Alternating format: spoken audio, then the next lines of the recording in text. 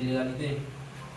Alors on dit qu'en réalité que l'insécurité alimentaire est un problème mondial qui touche plusieurs millions de personnes au quotidien, avec des implications profondes sur des points essentiels tels que la santé, le bien-être, le développement, le socio-économique, et particulièrement dans notre ville, où les 250 000 Camerounais en moyenne sont confrontés au souci de l'insécurité alimentaire au quotidien.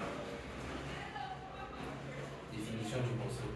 Parler d'insécurité alimentaire implique une situation où une personne a un accès physique, social et économique limité pour une alimentation suffisante, saine et nutritive, c'est-à-dire au quotidien. Manger relève véritablement d'un effort pour certains. Ce n'est pas un cas général, c'est ce qu'on rencontre. Alors, quelles sont les causes de cette insécurité alimentaire? Les causes sont diverses. Nous avons essayé ici de restructurer, de sélectionner les principales causes liées à cette phénomène. Nous avons premièrement l'accessibilité réduite au stock des produits de première nécessité. Chez nous ici, on sait que quand on parle de produits de première nécessité, c'est bon. Dans nos menus d'abord, c'est qu'on mange quoi? Complément, sauce. Comme ça chez nous. Donc, et ces principaux compléments-là ne sont pas véritablement accessibles. Normalement, ça devrait l'être, mais ça n'est pas le cas. On peut plus manger les choses manufacturées, huit d'ailleurs, et tout. Parce que nos produits que nous consommons ne sont pas accessibles à tous. Et c'est à tort, on ne sait pas exactement pourquoi.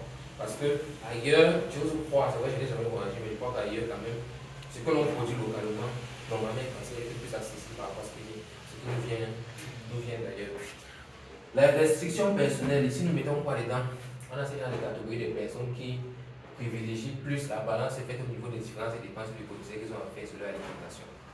Chez nous, des étudiants, c'est régulier. On va avoir un étudiant qui va manger au tablette sur une semaine parce qu'il veut joindre les deux pour entre l'argent de la pension.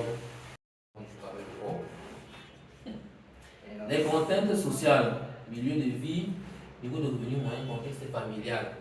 Ce sont les exemples typiques en cas de ce pose le contexte familial où les familles nombreuses n'arrivent pas toujours à joindre les deux pour une famille de peut-être 7, 8, 9 enfants. Ce n'est pas évident de pouvoir se nourrir convenablement. Ici, on va juste faire un système de maintien pour pouvoir manger quelque chose de manière légèrement satisfaisante et pas du tout équilibré parce que on voit compte qu'une famille, par exemple, qui consomme du riz 5 jours sur 7, elle est limitée en des apports nutritifs.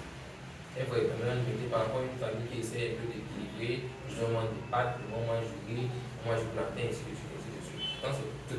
Normalement, tout le monde devrait bénéficier de ça parce que l'alimentation ne joue pas avec. Ça ne sert à rien de travailler et tout, si tu ne manges pas bien, ça c'est inutile. Contexte socio-économique. Alors on dit que nous sommes une société émergente. En fait, on tente vers l'émergence entre guillemets, mais ce n'est pas aussi ça.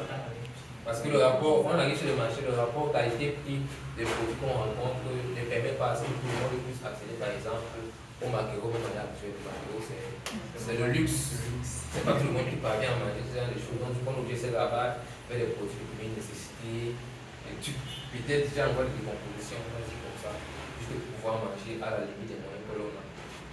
Les ménages ayant pour chef de famille une femme ou une consommation alimentaire limitée, c'est tout à fait vérifiable parce qu'une femme, elle est célibataire avec ses 5 enfants par exemple. Déjà le stress même de savoir qu'elle est seule, que le mari a fui, ça ne lui permet pas véritablement de pouvoir jouer les deux pour avec ses enfants. Puis encore maintenant, si elle a une situation socio-culturelle stable, elle ne s'en sort pas. Donc les enfants peuvent souffrir de cette carence alimentaire à cause de cela. Manifestation. On ne mange pas toujours forcément ce qu'il faut et comme il faut. L'alimentation est déséquilibrée. Donc, on va se retrouver en train de manger des choses déjà peut-être un peu touchées. Oui, parce que c'est ça qui est accessible sur le marché. Lorsque tu vas par exemple acheter de la tomate, on va te dire qu'elle est cassée, c'est 100 francs, 3 paquets. Les tomates qui sont en bon fait, c'est 2 à 500. Quand tu vas faire le ratio, tu vas voir que la qualité, si on met le prix la minimum. Ouais, donc, ce sont des choses qui un peu habituellement. La consommation, voilà, je l'ai déjà dit, consommation d'aliments en phase de décomposition pour éviter de jeter et par moyen limité. Et ça, c'est ce que les commerçants font généralement. Bénéfice à 1000%. Donc, on expose carrément la santé des gens juste parce qu'on veut vendre. Alors que l'objectif ici, c'est de garder un peu ce côté humain, l'humanité, ça compte beaucoup. On ne peut pas juste commencer à fonctionner comme des automates. C'est la machine qui fonctionne sans arrêt et puis sans véritablement pensée de sans émotion. Oui, sans émotion, justement.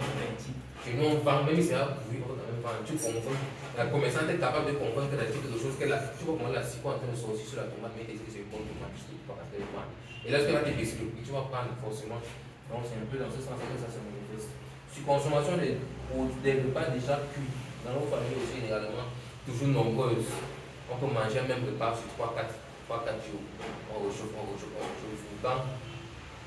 en Europe, je crois qu'on dit que lorsqu'un repas a été, bon, par exemple, on a mis au frigo, on a sorti, c'est obligé de manger tout parce que lorsque tu le manges dans l'alimentaire, il y a certains éléments par exemple que c'est développé et du coup, tu ne vas pas venir pour consommer, tu es susceptible d'être infecté par certaines choses.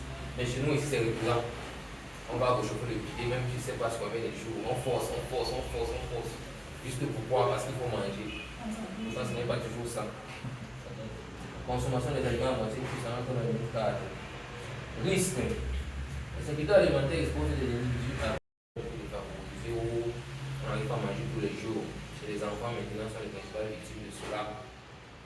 Les gens, on va les privilégier, mais on va les privilégier avec des tubes vraiment dérisoires, ça ne sera pas véritablement ça. Ils vont être exposés à des tubes pathogènes. On va installer des enfants qui ont des déformations, on va avoir des enfants qui souffrent, par exemple, on va dire ça, des problèmes mentaux, parce que ce n'est pas à négliger. Hein.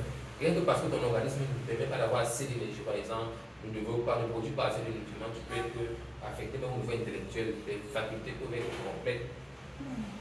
Vulnérabilité des femmes enceintes et allaitantes, ça aussi c'est un risque grave parce qu'on se rend compte que lorsqu'une femme allaitante n'est pas bien alimentée, son enfant peut aussi naître avec des pathologies qu'elle n'avait pas prévues. On va abuser ça. C'est la sociologie des hommes qui sont intervenus au village. Pourtant, les hommes n'ont rien fait.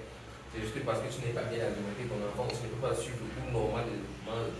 Il va se retrouver entre les nez peut-être avec une tête gigantesque, un bras qui va manquer, un pied, un genre et tout. Et il y a certains